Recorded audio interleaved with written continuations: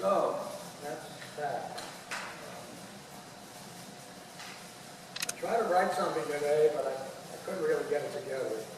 I've got, I got 8 verses that don't really go together. But I'm going to read them because I've written anything so long.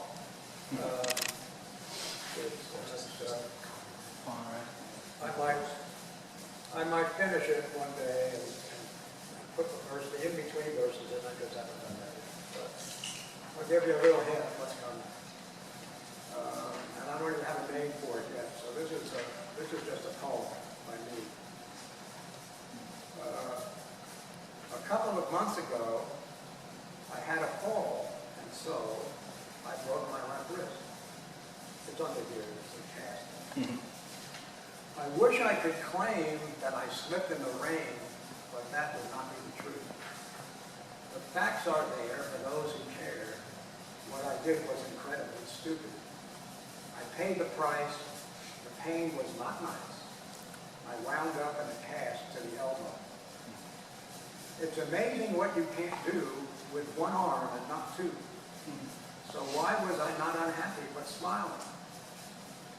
Putting on my pants was like a slow motion dance until I bought me my long overalls.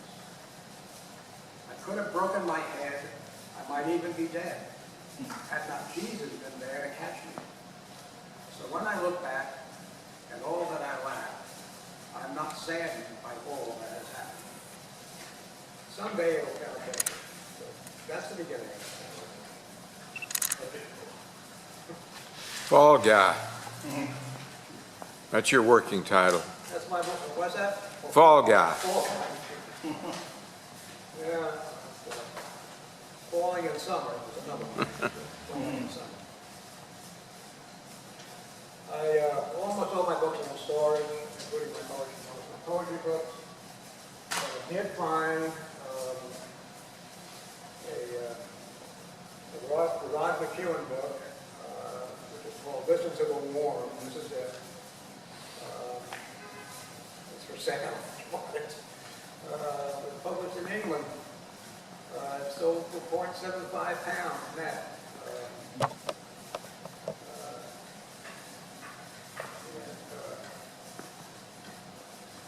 was published in 1970. The fourth impression in London. And so I'll just flip around and see what's here. He doesn't name his poem. This book, the poems are just numbered. From 1 to 30-something. Well, some of them are numbered, some of them are named in the back, but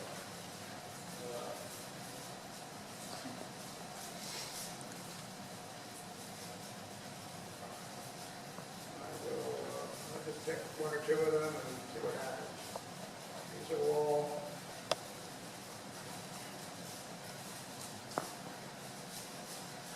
as I say, cold readings. I've never read any of these poems before, so bear with me. Let's go around. This is a poem. This is called 19. Midsummer is not the only reason I am going home to the yellow corn and the grasshopper playing in the tall grass and the indolent butterfly darting from marigold to rose and back again. I am going home again to meet the dreaded winter and the unsure spring and the girl whose eyes never left mine, where we swam together in the river and made love below the old brick bridge. I'm going home to see if there really is such a place as home. It takes a long time for a single blossom to fall from a flower tree, and I have so much time to spare that I can watch all the flowers fall from all the trees.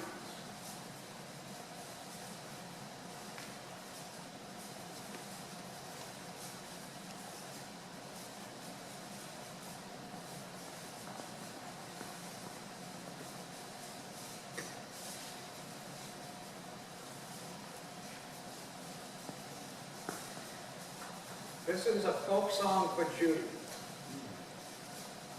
I apologize if you've heard some of these lines before. I didn't write them, so blame Brian. I gave my love a cherry, and she spit the seed at me. I gave my love a chicken, and she choked on the bones. I gave my love a baby, and she went away. My analyst has cured me of my self-destruction tendencies, but he's made of me instead a voyeur. Every evening while waiting to be ushered from his waiting room, I go to the window and watch the people in the apartment house across the way going to the bathroom. I never see my doctor anymore. I know that's very mean. I thought he was a friend of mine. I thought he was Jimmy Dean. That's Robert Sheeran. Interesting quote. This is the, I read from the day before, probably a couple of years ago. It's the Herdsman Book of Christian Poetry. And it was published in, originally in '81 and reprinted in '83. And it got a lot of Christian poems by a lot of famous people. So I'm going to flip through this, and I read a couple at the beginning.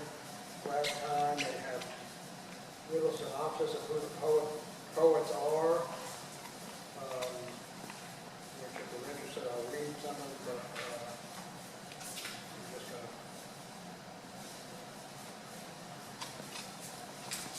guys like John Bunyan in here, and William Blake, and John Dawes is in here. John Bunyan wrote the Struggle of Progress. Yeah. Yeah, my mom made me read that once. All right, here's a short one by Robert Brown, and you've probably heard of this guy. And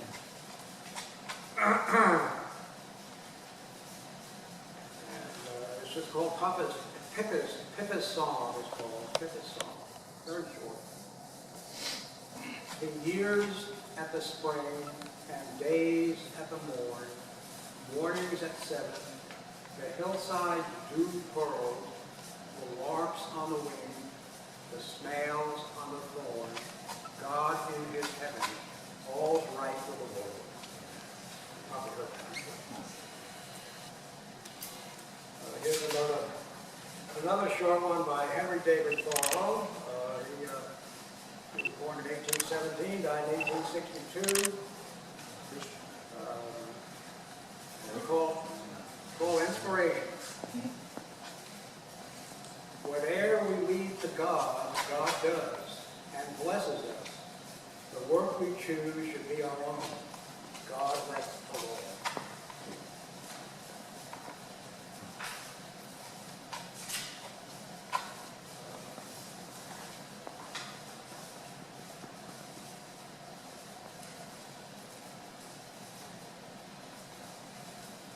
This is Emily Dickinson. Yes. Woo. You've heard of Emily. My favorite. Yeah, he's awesome. And it's called I Never Saw Amor. M-O-R. I never saw Amor. I never saw the sea. Yet know I how the heather looks, and what a wave must be. I never spoke with God, nor visited in heaven, yet certain am I of the spot, as if the chart were given. You have the dates of her life there? 1830 to 1886.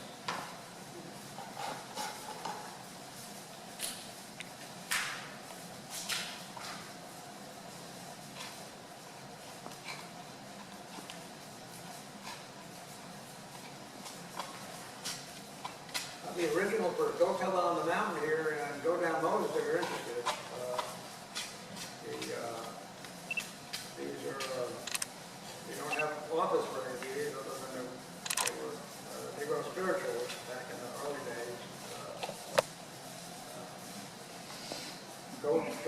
the mountain was just called Go Tell. And this is the way it goes. This is the way it went. They have 2 verses here. When I was a learner, I sought both night and day. I asked the Lord to help me, and He showed me the way, Go tell it on the mountains, over the hills and everywhere. Go tell it on the mountains, our Jesus Christ is born. He made me a watchman up on the city wall, and if I am a Christian, I am the least of all. Go tell it on the mountains, over the hills and everywhere. Go tell it on the mountains, how Jesus Christ is born, how Jesus Christ is born.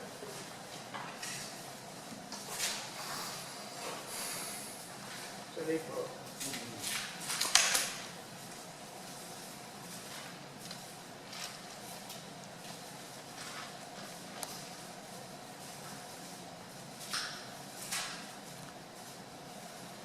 One more, and then I'll give the podium to whoever wants it next.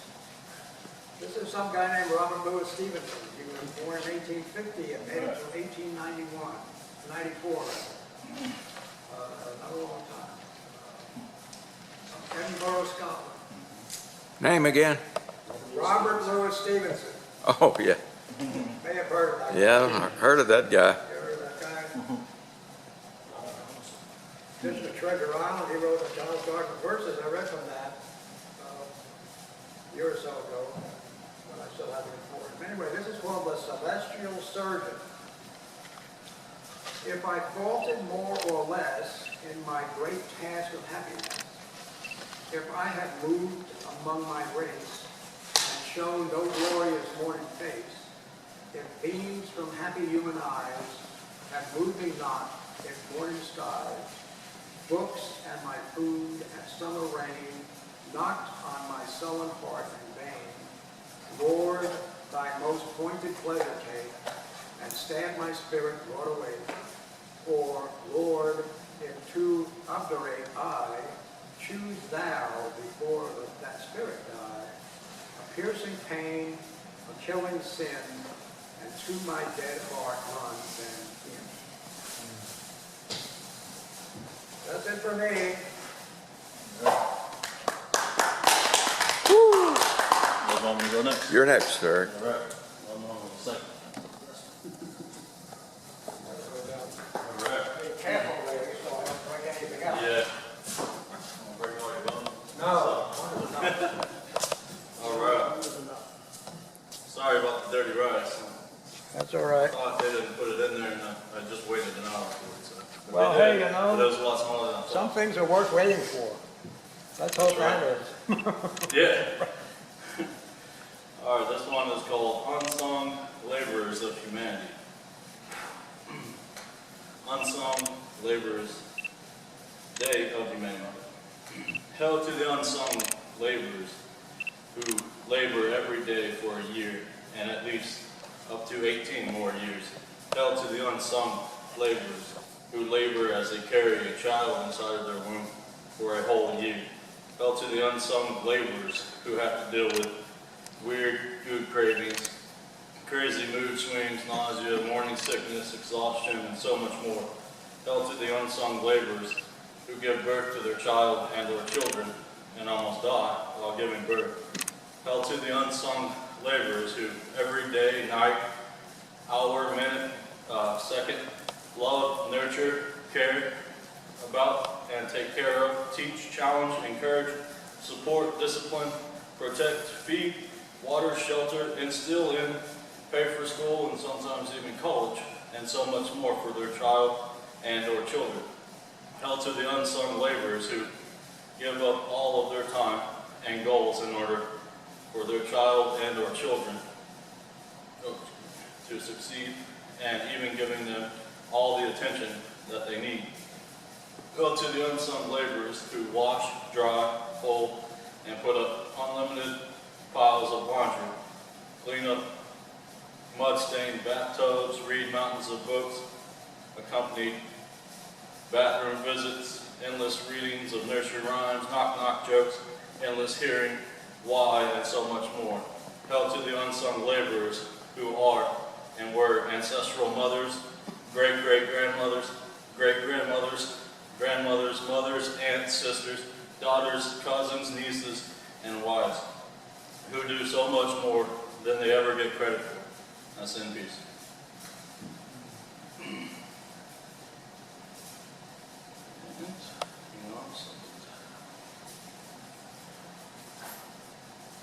This one's called Happy Labor Day. Happy Labor Day. Hail to all laborers. Hail to the general and skilled laborers. Hail to every laborer who truly busts their butts at work for crappy pay and their bosses still expect more out of them. Hail to the laborers from our American industrial age who striked for better wages, 40-week work hours, and for Labor Day to become a nationalized holiday. Hail to the underpaid, underappreciated, overwhelmed, overexerted, and overexhausted laborers of all job fields. Hail to the laborers who actually do physical and manual labor at their jobs. Hail to the laborers who kill, process, and package our meats. Hail to the laborers who pasteurize and or freeze, pick, and package our vegetables. Hail to the laborers who grow our vegetables on large-scale farms. Hail to the laborers who raise, breed, cultivate, and kill their livestock on their ranches. Hail to the laborers of our factories who make a product and package it up to each company's specifications and send to each company's distribution center. Hail to the laborers who help out the master electricians, plumbers, wastewaters, irrigation, brick, and stone layers, ranches, farmers, painters, sheetrock, tape and bedders, tile layers, carpet layers, septic, construction, etc. Hail to the laborers at stone companies whom cut stones with different saws in order to get their clients' dimensions correct. Polish stones, veneer stones, pall stones, from saw to table, to polishing racks, to placing them on pallets and wrapping them once they are done, and cleaning up whatever mud and water needs to be cleaned up. Hail to the laborers whom help out crane operators. Hail to the laborers whom still mine for gold, silver, and iron. Hail to the laborers whom landscape and maintain yards for their clients. Hail to the laborers whom help out with our road construction. Hail to the laborers whom clean up everyone else's messes. Hail to the laborers whom must endure and adapt to the heat and humidity in which they work in and sweat to death in it. Hail to the laborers who have to work on Labor Day, considering it was made in order and in honor of them by giving them a day off from working themselves to death, physically, mentally, and psychologically. Hail to the laborers who do most of the work that most of the world wouldn't be caught dead doing. Hail to the laborers whom without the workforce would crumble, and so would supply and demand and the economy as well. Hail to the laborers who build and maintain solar panels and windmills. Hail to the laborers who build and maintain oil derricks and work at oil refineries and offshore oil rigs as well. Give praise, salute, thought, and thanks to all laborers from all job fields this Labor Day, and not just celebrate it by grilling out and drinking without remembering its true meaning. Besides, just being a day off with great sales to go shopping for. That's in peace. I got one more.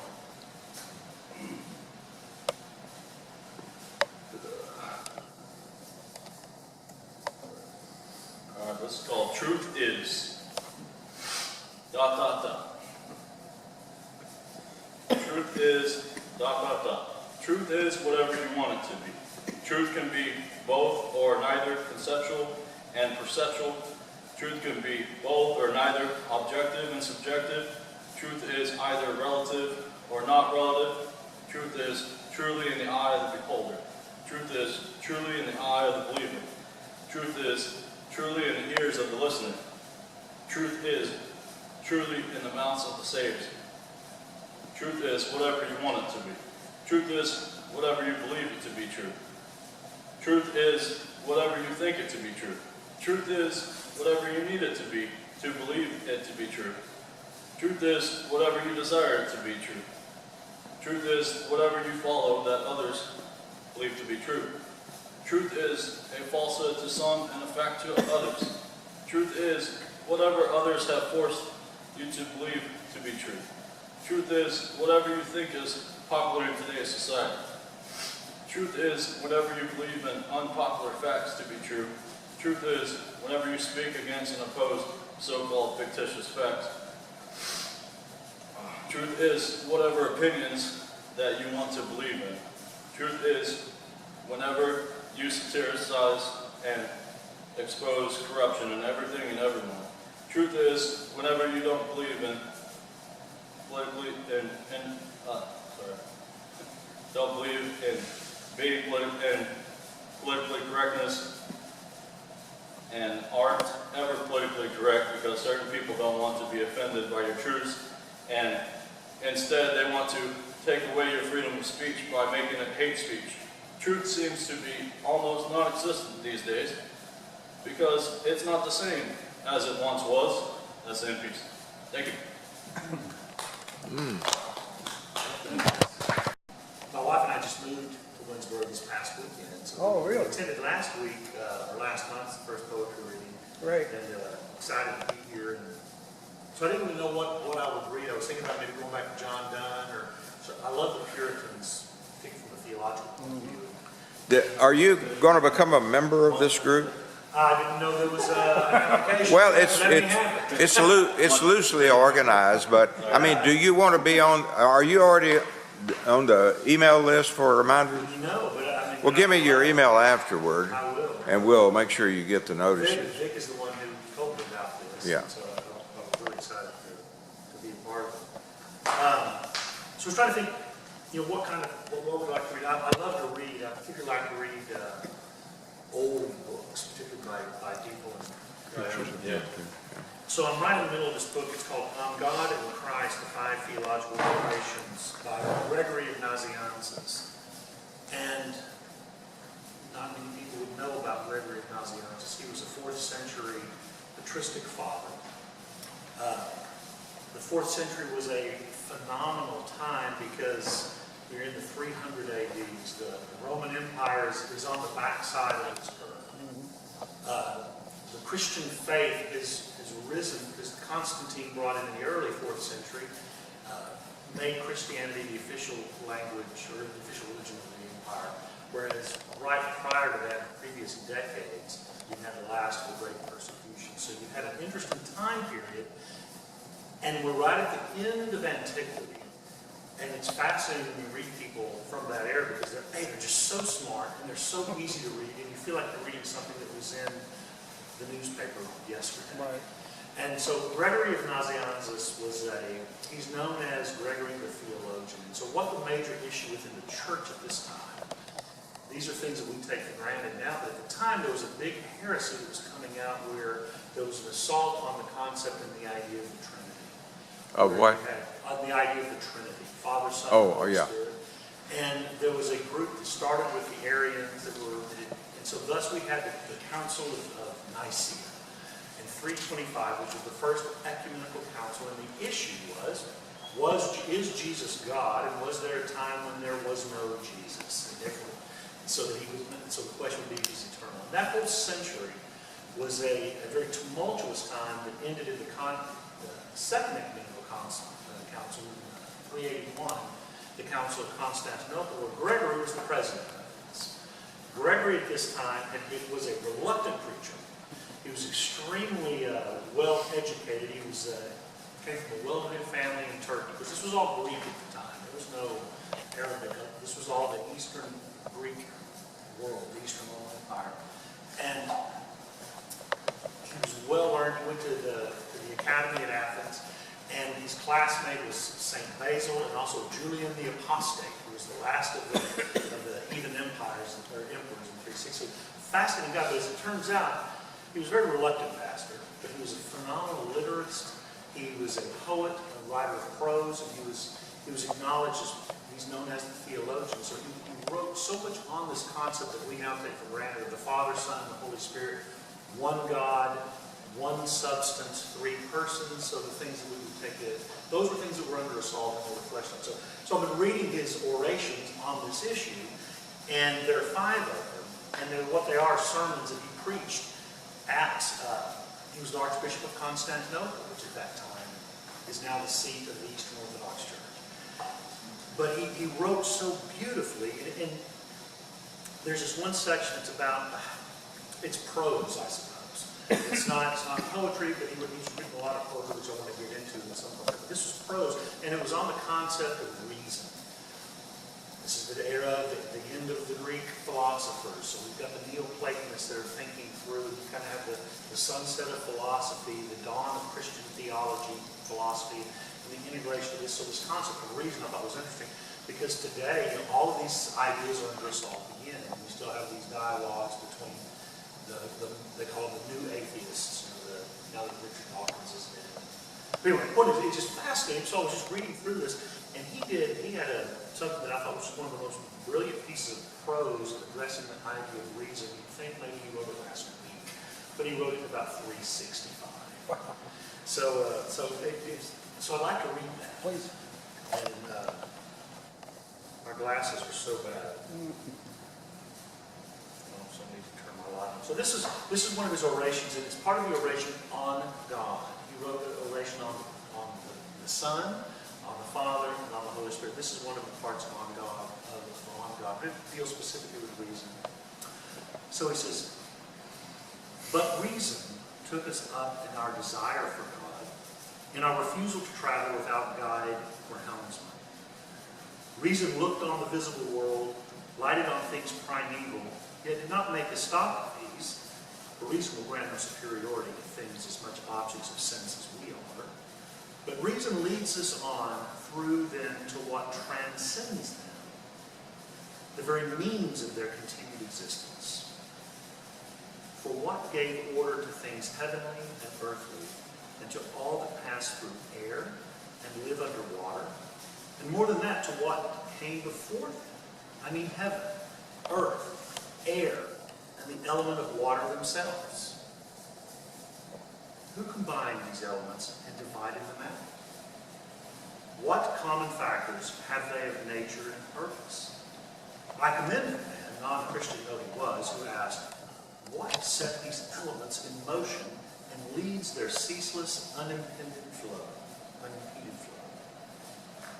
It was surely their designer. Who implants in all things reason, whereby the universe is conducted and carried along? And who is their designer? Surely he who made them and brought them into existence. Great power like this cannot be ascribed to chance. Supposing chance created them, who gave them order? Granting this possibility too, if you like, to chance, what preserves and guards them in the conditions of their first constitution? Chance again, or something else? Clearly something beyond chance. What can this something be, if not God? Thus God-derived reason, bound up, connected with the whole of nature, man's most ancient law, has led us up from things of sight to God. Let us make a fresh start there. Boy, that's really well on. Yeah, thank you. All right, I got some pictures. I don't know if they're what Great, you want, but great. I tried. Want to get some of your? Yeah, you that's, too? please. All right. Is anybody else wanting to read? Well, sure. Nice chance. Okay. I'll sit there so I'm a little close to the center. I'm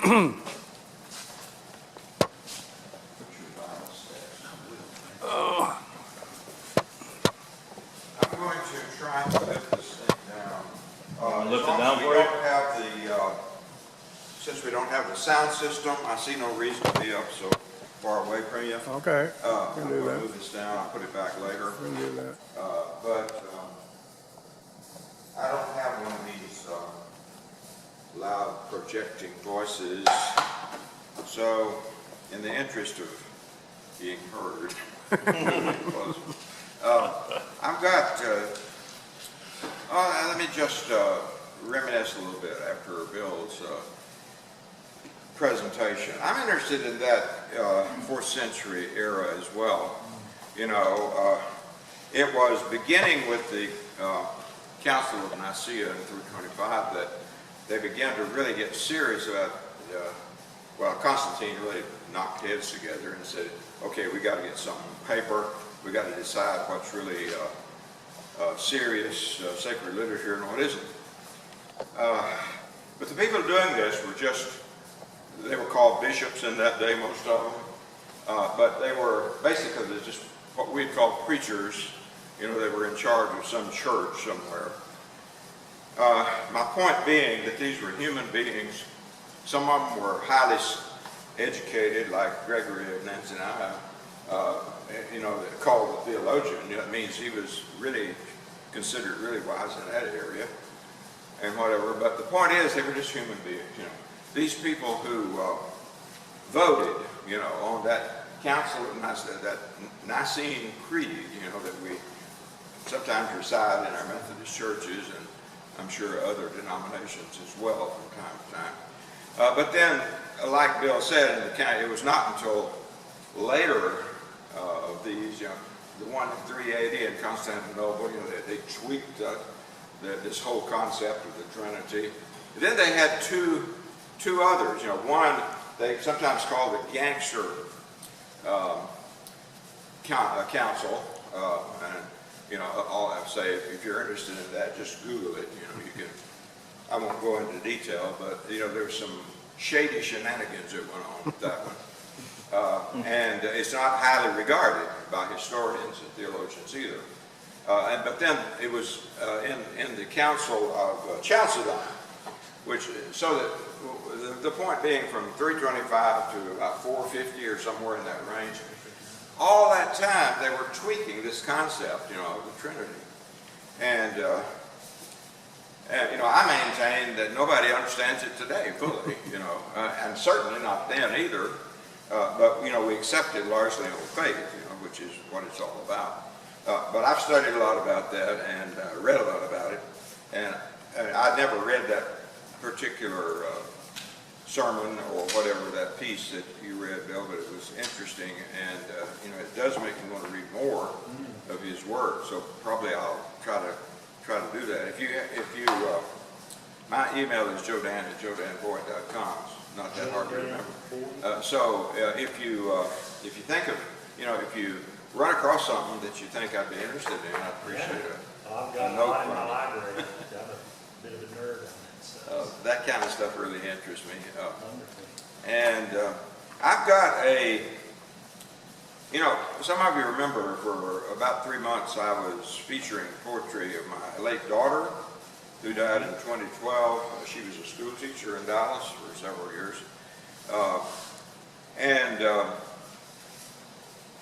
I now want to feature a poem before I read my own.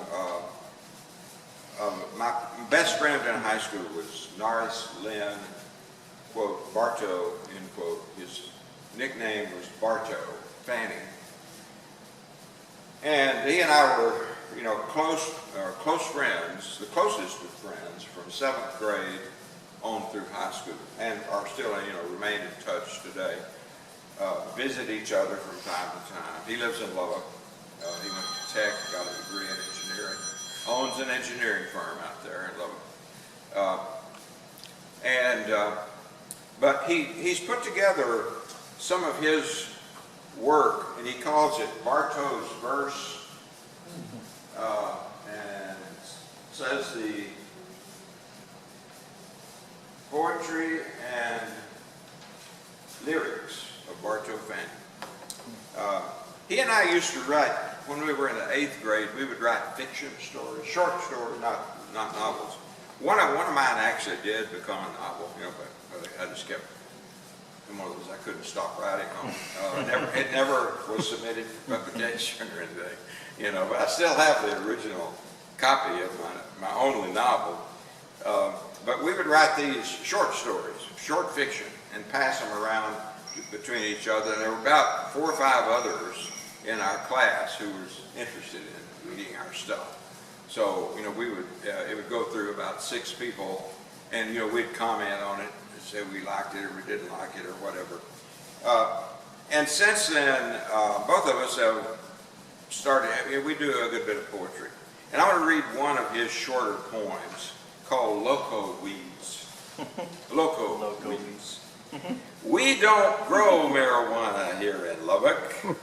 We hoe down the noxious loco weed. We plant fields and cotton and grain sorghum and combine the tasty sunflower seed. And I'm proud to be a cowboy from the Llano, where you can still shoot square and have a ball. Smoking, popping, snorting are all frowned on, and drunk drivers get no sympathy at all.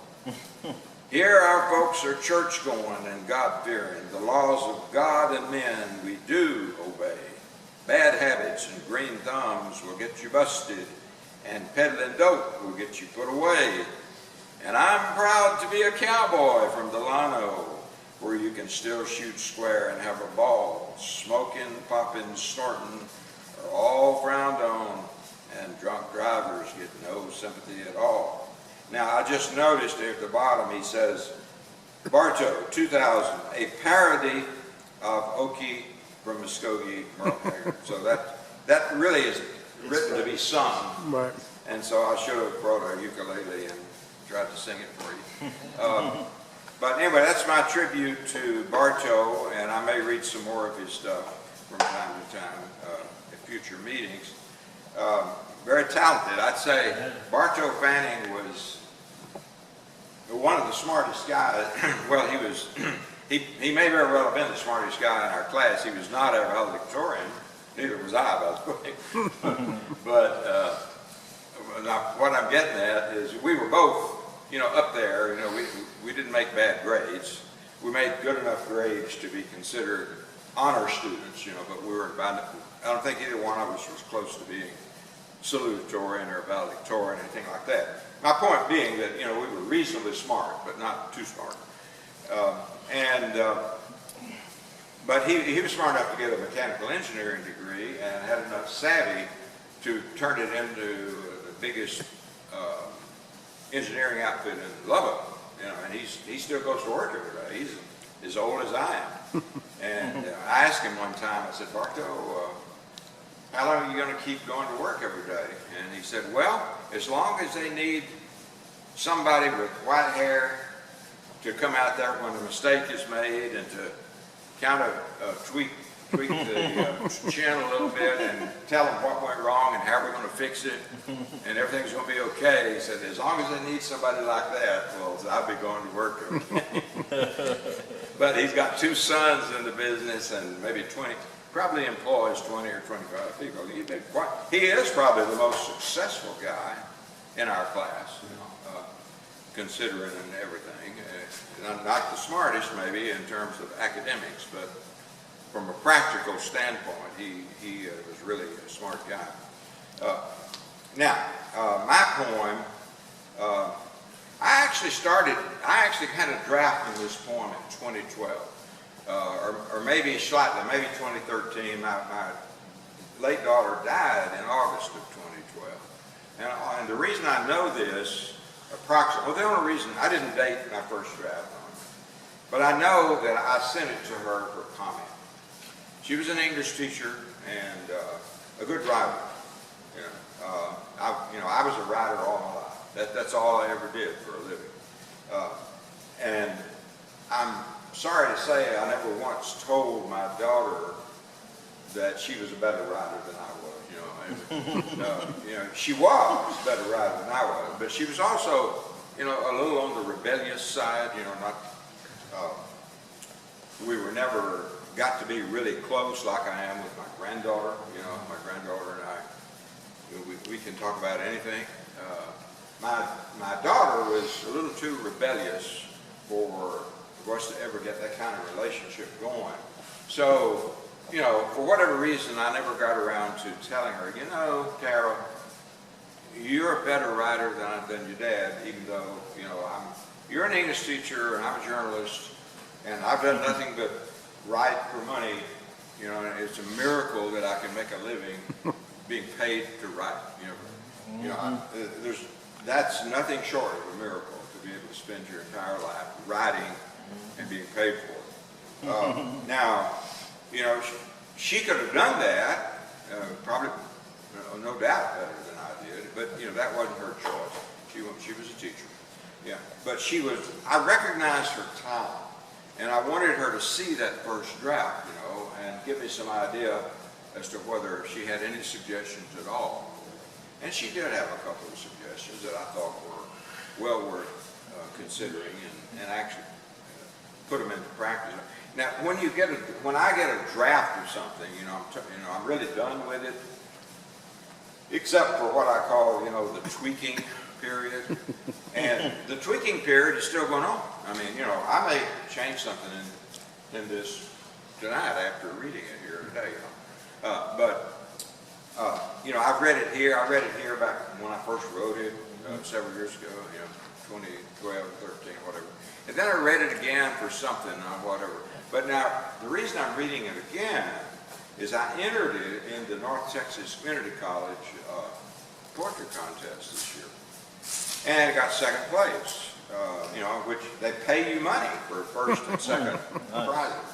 And, you know, the fact that I didn't win first place with it is kind of immaterial because for the first time ever, I've been paid for poetry. So I can say, yes, I'm a professional poet. There you go. If being paid for it is the standard for being a pro, I don't know.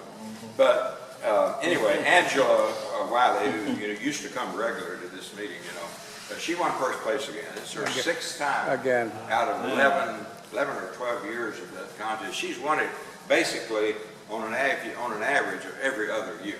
You know, so she's won first place on an average of every other year. So it's you know, she's hard to beat, and I don't regret not winning, you know, because you know I did achieve my goal, which was to get paid for poetry and whatever. And besides that, she's a cousin of mine. We're related, and I'm happy for her. And in fact, I've written stories about her every time she's won the contest. You know. In fact, I sent one to Terry this last time. It was in this last week's edition of the Winnsboro News about her winning again. But here's my point, and it's a compound title: To Kill a Mockingbird: Requiem and Redemption.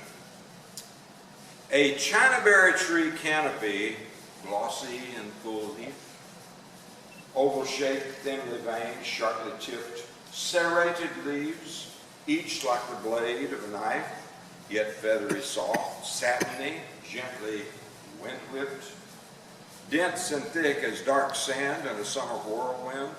The gathered leaves yielded welcome song and shade, like a giant orb, a complete coverlet of green, obscuring the tree's branches, entirely overlaid.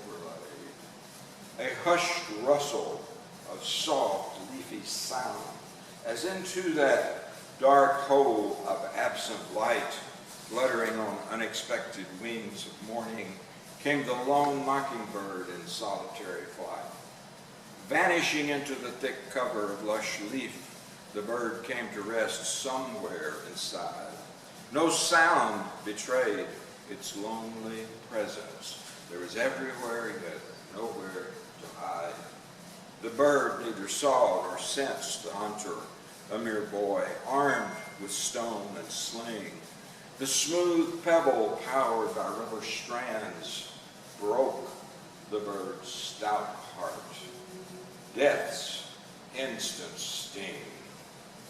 The hunter's shock was sudden and sharp, filled with remorse, guilt, and intense grief as he retrieved the fallen innocent bird. Flowing tears were his only source of relief. With the help of his brother, plans took shape to find a suitable mourning box and resting site. Soon reserved a small spot under the tree, a hole to fill with prey and a prayer contrite. Fallen to fresh earth, now covering the bird, its song eternally silenced, flight forever stilled, but with the spoken words of repentance, perhaps the hunter's redemption may be divinely willed. That's based on a childhood event of mine and our brothers. Neither one of us have ever forgotten that. We still talk about that event sometimes. It was such a sad thing. I can't really tell you how emotional. It's hard for me to actually read the poem, without getting emotional about it. But anyway, to conclude, we always wind up with a paragraph from How to Read a Poem and Fall in Love with Poetry by Edward Hirsch. And the paragraph today is, the amplitude of his feeling is nearly unbearable, and he starts shaking his fist at God, using a child's language, calling him a bully, because now he is aware that God has taken away so much, because so much is lost. How dark it is outside, he exclaimed. And then he asks, what was I going to say? The sudden colliding of words of the past and present creates a gap or a hole in his mind, and thus in the text he cannot recall what he was going to say next, because the experience is dislocating, the outer darkness bewildering. He has lost himself in time, which Beckett calls that double-headed monster of damnation and salvation. And then he recovers. Oh yes, I remember.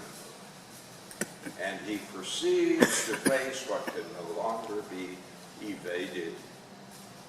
There is ruthlessness in his logic, because of all those hours I slept soundly through calm nights, he declares. That is because of all those nights when he was safe and unconscious, because of all those loved ones who are deep in dreams. That is because of all those who are unconscious now, unaware of the peril that surrounds them. He realizes time is running out and announces, I cannot stand being here by myself. The lamplight's too strong.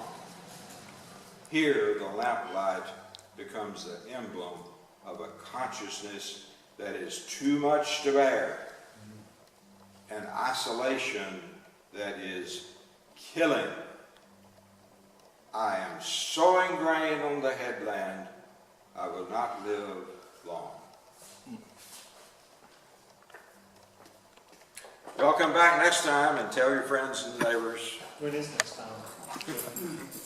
It's always a third Friday of each month. Third Friday. Third Friday? Yeah, third Friday of each month. Jordan, what's your email? So it's 6 Joe Dan o'clock. Boyd at? Joe Dan